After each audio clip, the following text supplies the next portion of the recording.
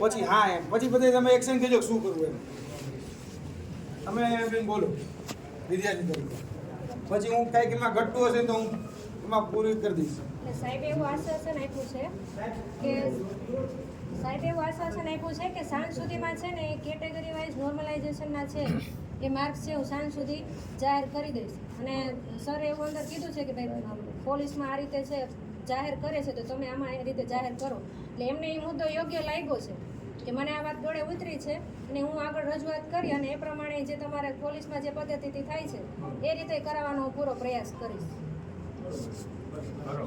હવે આપણે જે મિનિમમ કટ ઓફ કહીએ છીએ 40%, એ 40% મિનિમમ કટ ઓફમાં 1,70,000 ઉમેદવાર પાસ છે મિનિમમ કટ ઓફમાં વિથ નોર્મલાઇઝેશન સિસ્ટમ. જો હવે હું ટેકનિકલી વાત કરવા જઈ રહ્યો છું તમારી જોડે આ નોર્મલાઇઝેશન સિસ્ટમ લાગુ કર્યા બાદ 1,70,000 કરતાં એવા વિદ્યાર્થીઓ છે જેને 80 માર્ક કરતાં વધારે છે. હવે જે અહીંયા રજૂઆત થઈ છે એ પ્રમાણે વહેલા એ લોકોએ સાંજનું કીધું છે, આપણે સોમવાર સુધીનું કીધું છે. એ લોકોએ કીધું છે કે આ સાંજ સુધીમાં અમે તમને ટ્વિટરના માધ્યમથી અપડેટ આપીશું. અમે એમ કીધું છે કે તમે સોમવાર સુધી રાહ જોઈ લો. સોમવાર સુધી અમે રાહ જોવા તૈયાર છીએ, પણ સોમવારે અમને ફાઇનલ કહી દેજો કે તમે ડિક્લેર કરશો કે નહીં કરો. એને વહેલા ડિક્લેર કરવાનું શું કીધું છે હું તમને કહી દઉં. બેને વાત કરી વાત સાચી છે, પરંતુ એમાં એને એવું કીધું છે કે અમે જે લિસ્ટ જાહેર કરશું, ધારો કે આ બેનને એની કેટેગરીમાં કેટલા માર્ક છે એ પોતે જોઈ શકશે. ધારો કે મારે કેટેગરી પ્રમાણે મારે કેટલા માર્ક છે હું જાતે જોઈ શકીશ. એમ તમે બધા તમારા માર્ક જોઈ શકશો. તમે વિથ નોર્મલાઇઝેશન તમારે માર્ક એકચ્યુઅલમાં કેટલા હતા, ધેન આફ્ટર નોર્મલાઇઝેશન પ્રમાણે કેટલા થયા એ માર્ક તમે તમારા ઇન્ડિવિજ્યુઅલ જોઈ શકશો. એટલે આ વાત જો અમે ટેકનિકલી આ વાત છે નકર ઘણા નથી કામ કરો બધાની પીડીએફ જાહેર કરી દો, પણ 1,70,000 છે જે ઉમેદવાર પાસ થયા છે જેને 80 કરતાં ઉપર છે. બીજું કે થોડા સમયની અંદર તમારે 25 ગણાનું લિસ્ટ એ તમારા પાસે આવી જશે. 25 ગણા ઉમેદવારોવાળું લિસ્ટ એની ફાઇલ એ અત્યારે જો આમાં મંજૂરી લેવી પડે છે એ લોકોને ગૌણ સેવાના અધ્યક્ષ કમલ દયાણી છે તેની અને મુળુભાઈ બેરાણી જે વન વિભાગમાં મંત્રી છે, આ બેની મંજૂરી લેવાની છે. આ બેની મંજૂરી માટે અત્યારે સાહેબે લેખિતમાં અને ટેલિફોનિક જાણ કરી દીધી છે કે નોર્મલાઇઝેશન સિસ્ટમ પ્રમાણે ઉમેદવાર પોતાના માર્ક્સ માગે છે એ જાહેર કરો. તેની સાથે સાથે 25 ગણા ઉમેદવાર અમે બોલાવવા માગીએ છીએ ફિઝિકલ માટે. એના માટેની પણ રજૂઆત થઈ છે. અમે એક એક્સ્ટ્રા કામ હું તમને મારા વતી સોંપીને જાઉં છું જે તમારે બધાએ અવશ્ય કરવાનું છે એને કારણે કારણ કે ફાયદો તમારો છે.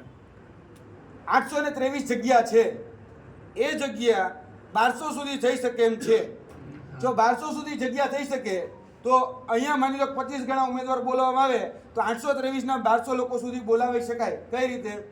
આપણે હજી આપણી પાસે સમય મર્યાદા છે કારણ કે ભરતી હજી ચાલુ છે, હજી મેરિટ યાદી બની નથી કારણ કે હજી તો ફિઝિકલ પછી મેરિટ યાદી બનશે.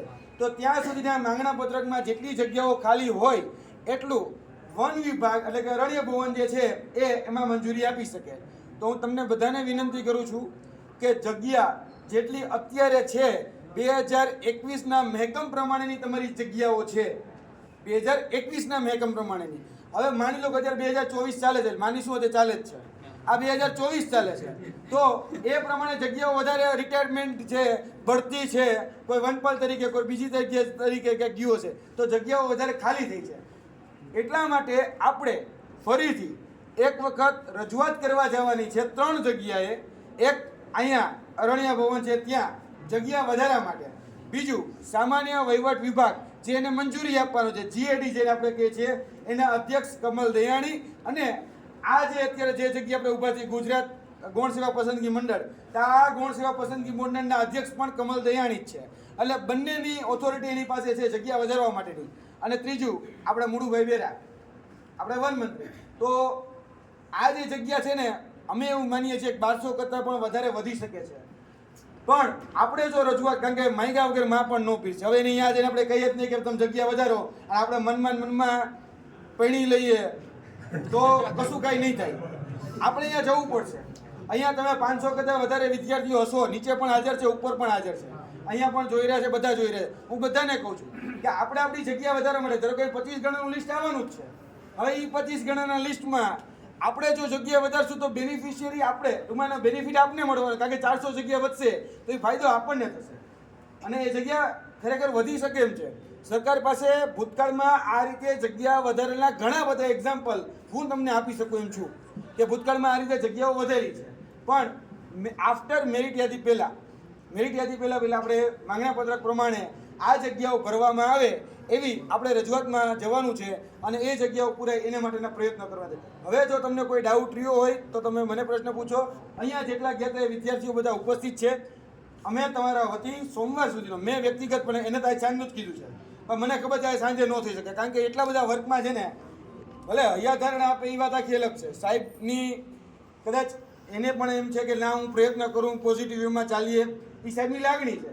પણ એ લાગણી જે છે એ મને ખબર છે, કારણ કે જ્યાં સુધી માંથી જવાબ નહીં આવે ને સામે રહી સચિવાલય, ત્યાં સુધી એના હાથમાં કશું કંઈ નથી. એટલે અમે કીધું અમે સાંજ નહીં, સોમવાર સુધી રાહ જોવા તૈયાર છીએ. પણ સોમવાર પછી મંગળવાર અમને ન કહેતા, અમે પછી મુનુભાઈ બેરાના ઘરનો ઘેરાવો કરીએ કે સચિવાલયનો ઘેરાવો કરીએ તો પછી અમે છૂટમાં રહેવા જોઈએ. એટલે અમે સામેથી કીધું છે, એને તો આજ સાંજનું જ કીધું છે, એને તો બેને જે રીતે કીધું એ જ રીતે છે. એને કીધું છે કે સાંજ સુધીમાં અમે એમાં અપડેટ તમને ટ્વિટરના માધ્યમથી આપીશું.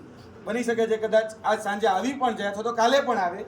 આપણે મને પણ પછી ટેક કરીને તમે કીધું હતું, ના મેં નથી કીધું, અંદરથી રજૂઆત કરી છે, અંદરથી હું આવ્યો છું. એટલે અંદરથી જે જો હું કાંઈ ખોટું બોલતો હોય તો આ લોકો અહીંયા ઉપસ્થિત છે, ભાઈ હું કાંઈ ખોટું બોલતો નથી કહેતો, આ પ્રમાણે વાત થઈ છે.